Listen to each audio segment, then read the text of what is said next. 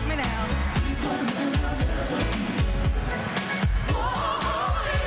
Well, Happy New Year! What's good, Mindspeakers? If you click this video, you already know what we're getting into. We're going into 10 things and people that need to stay in 2017. This is kind of a weird full circle moment for me because this is like the second video that I ever did last year. First video was now private. You'll never fucking see it again. But this is like my 1-year YouTube anniversary video. So I'm super excited for that. Thank you guys for all the support over this last year. So if you're ready to get into this video, let's go. Number 10, reminisce Tanya Mirage. Listen here, Remy. I'm a fan of Remy. So Remy, if you ever see this, don't shoot me. I'm just not a fan of the way Remy has moved this year. And I know a lot of people like to give her credit for handing out an L to Nicki Minaj. Whatever, give her a credit if that's what you want to do, because Sheetha was what it was. But I just feel like Remy's bigger than that. And to me, in 2017, Remy hasn't stepped up to the plate in any other way, shape, or form besides Sheetha. Sheetha came out in February. She won the Best Female Hip Hop Award in June. Made fun of Nicki Minaj during that. Got to present backstage at the BET Awards. Made fun of Nicki Minaj during that. Teamed up with Lil Kim, who on a track called When I See Her went off for 3 minutes about how she was gonna peel Lil Kim's nostrils back. Smack the shit out of the first bitch nigga or a bitch that's look like a nigga that's trying to look like a bitch because they done fuck their shit up so much.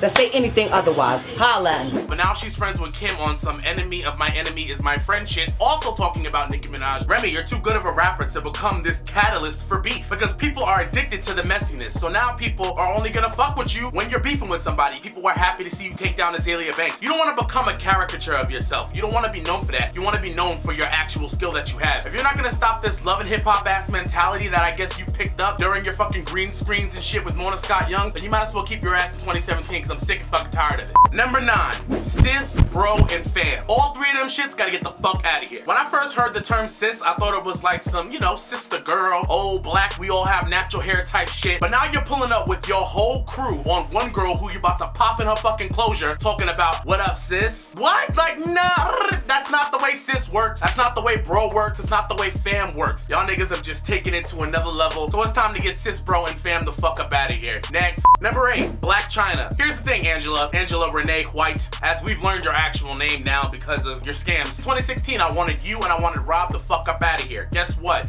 You got up out of here, both of you. But now for some reason, you're still here. And I don't understand why you're still in my fucking face. So here's what I'm gonna tell you is the problem with Black China. You scammed Rob. We all knew you scammed Rob. We allowed you to get your revenge on Kim Kardashian and his brother and his titties. It was great for a second, for a taste, but not a swallow. And you gave us a fucking swallow. So now on top of that, you dated 4 other niggas, so who knows who the fuck they were. Now you're dating Playboy Cardi. He's 9.5 years old. You're 30. Listen, because also, on a side fucking note, get Lisa Bloom the fuck out of here too. Because Lisa Bloom is not going to be the Olivia Pope of these scamming thoughts. I know she frames it in feminism. It's not feminism. She wants to be known. She thinks of this shit as a celebrity game for herself. I don't fuck with Lisa Bloom, and she's represented a lot of horse shit in the past year too. So get Lisa Bloom the fuck out of here. But Black China, specifically to you, we don't want anything else from you. We don't want the reality show. We damn sure don't want the album. We just want you to stay on Instagram and, you know, make your business through that way. I don't know if you still got 88 Fin or Lashed or whatever that shit you always have a discount code for, because you can't sell any of that shit, so everything's always 40% off. Keep selling that shit, do what you gotta do. But as far as this whole public eye shit, you weren't even entertaining on the Rob and China show. So I don't get why you or any other network would think that we want a reality show unless you plan on starting more mess, which is probably what you're gonna do, so that way people will watch a reality show.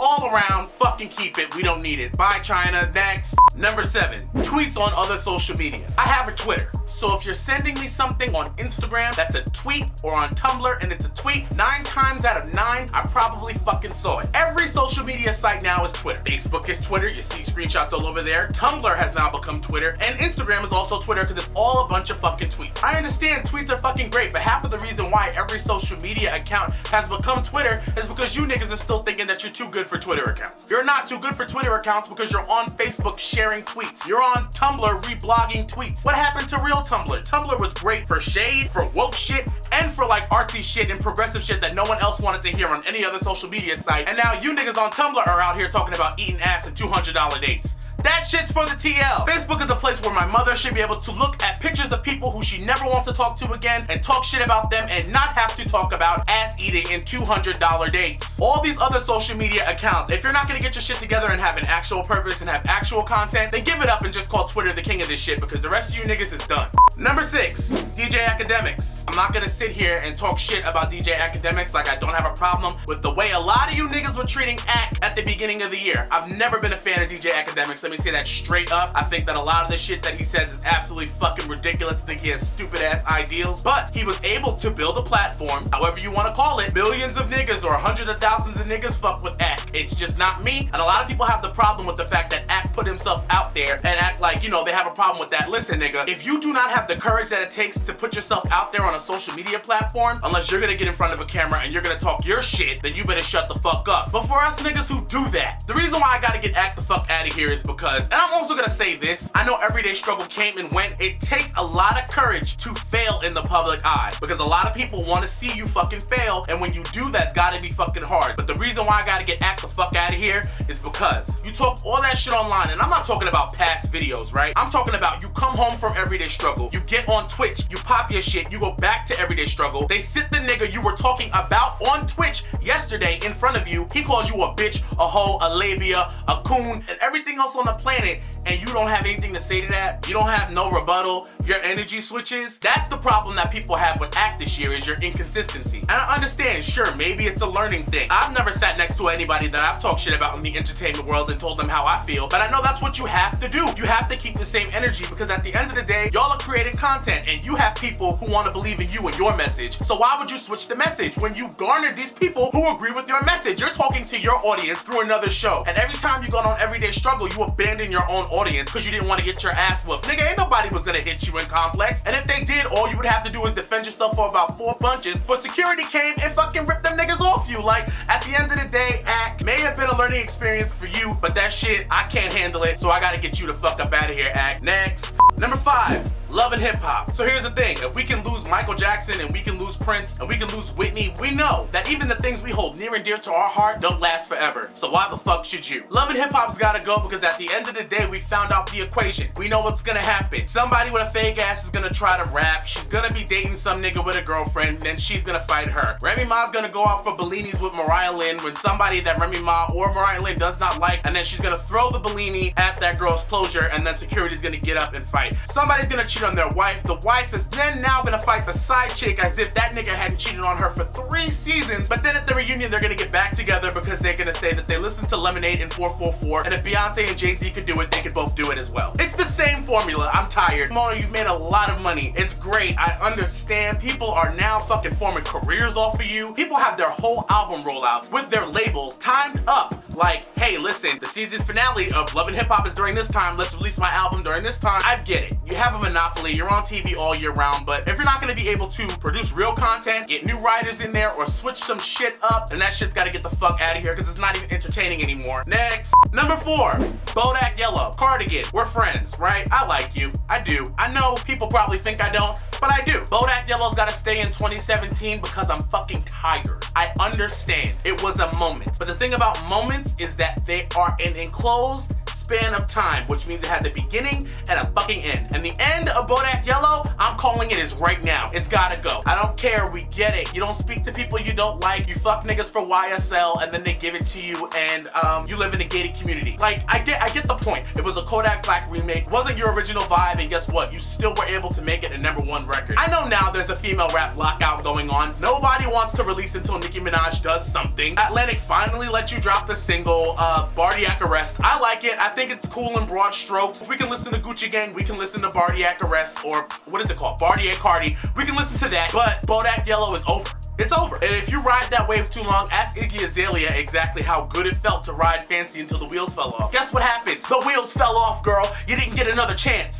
Number 3, mumble rapper hate. And I'm not gonna act brand new, because during this year, if you went back and you watched some of my old think tanks, you're probably gonna find me talking shit about niggas like Yachty, XXX, Lil Uzi, whatever. My thing is, I don't want us to start becoming those people who start policing the youth in a negative way and saying what they do is trash, because at the end of the day, there were people when Jay came out, when Biggie came came out and they were saying what they were doing was trash. When Drake came out, his music was too soft. That was trash. You know what I'm saying? Hip hop is about the youth. It's about a story that needs to be told. And if this is a story that the kids are telling, and I'm not even old, I'm 24, I'm supposed to be connecting to this, and I just don't, so this is hard for me. But mumble rap hate has to stay in 2017 because at the end of the day, what's not good enough is not gonna make it. There were people who hated the New Boys, or that hated whoever those niggas were that did the Cat Daddy, and it didn't last. That phase of music didn't last, you know what I'm saying? Like, but what did last was Cole, what did last was Kendrick. So I feel like anything in hip hop that's going to last out of this new era will be something that has something positive to add. We just have to have faith in ourselves to be able to discern what is good and what is not, and not just judge everything off of the temporary success that it may have, because in hip hop you can be here today and gone tomorrow. So I'm done with mumble rap hate. I'm just gonna let the kids express how they're supposed to express, and I'm sure something good will come out of it sooner or later. So number 2, fuckboy. First of all, the origin of fuckboy was not even fuckboy. The term was fuck nigga. So what everyone's being spoon-fed is the whitewashed version of it in the first place. And I understand, a lot of niggas need to do better. That's completely great. A lot of women need to do better. That's also great. Every guy has been called a fuckboy by somebody, regardless of whether he did something actually wrong or not, regardless of whether he's actually a fuckboy or not. Some women are just using the term fuckboy for any nigga who just doesn't do what they want or that they don't align with. If you don't like somebody, then just don't fuck with them no more. It's that simple. But you going out of your way to just dismiss everything that happens in a relationship, to just call someone a fuckboy, is how you stunt your own personal growth. If you're just gonna blame everything on everybody else you encounter, then how are you ever gonna grow as a person? If every nigga you meet is a fuckboy, maybe it's not the nigga. And I know a lot of people aren't gonna wanna hear that message, but that's just how I feel about it. And not only that, but you're diluting the power of the word when these actual fuck niggas are not gonna fucking receive the message because y'all use that against every nigga who you don't align with. Now the actual fuck niggas are not gonna get help because you've diluted your own terms. So we gotta get fuckboy the fuck out of here, because now there used to be a time where you could call a nigga a fuckboy and he would be like, damn, like, who the fuck is she calling a fuck? Like, feel really fucking upset. Nowadays, you call a nigga a fuckboy, he's like, yeah, your pops. Do you have one? Didn't think so. And last but not least, we've made it to the number 1 thing that needs to be left in 2017, and it's the culture. Don't tweet saying, oh, 20 Days of June says black culture should be left in 2017, because nigga, you know I live and breathe this black culture shit, okay? What I mean by the culture is y'all niggas saying this person's gotta win for the culture, or this has to happen for the culture, or the culture needs this, or the culture needs that. When you guys use the term the culture, first of all, a lot of you don't realize you're being manipulated by radio, podcasters, YouTubers, anyone that you listen to, because a lot of you niggas don't use your own fucking brains. A lot of you people will hear Charlemagne say, Cardi B's gotta win for the culture, and you start to feel like, Cardi B has to win. Let me stream Bodak Yellow. Cardi B has to win. Let me buy Bartier Cardi. And all of a sudden, you've done all this shit for Cardi B. And when you flick that faucet north in the morning and that water don't come out and you gotta call Con Ed and you're late on that bill, where's Cardi B?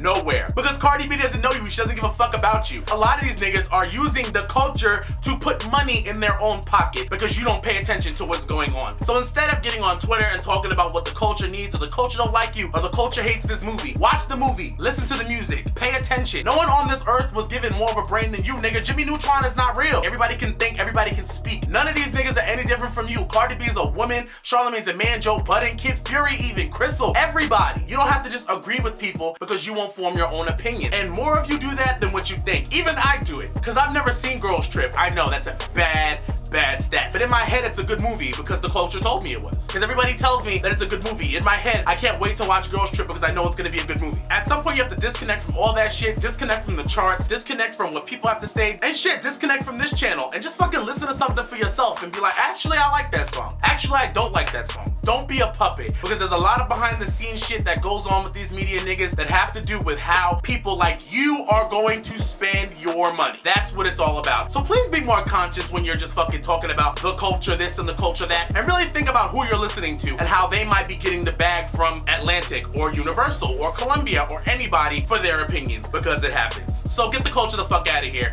Anyway, that's it for my Leave It in 2017 list. Let me know below how you feel about my list. Let me know below if there's anything else you think has to be left in 2017. And last but not least, thank you guys for being with me this entire year. This has been such a fun year for me, such a learning experience. Still have a lot of shit to learn, still have a lot of shit to figure out, still got a lot of shit to buy to make this shit less of a ghetto operation. But I'm working here, and thank you guys so much for rocking with me. Have a happy and safe new year. And if you like this video, don't forget to like and subscribe. If not, suck a dick, and I'll be seeing you guys later. Deuce. The topic is, are all these new female rappers copying Nicki Minaj? And the answer in short is yes. Now, if you're gonna go down there and leave a nasty comment, before you do that, shut the fuck up and allow me to finish talking. Thanks.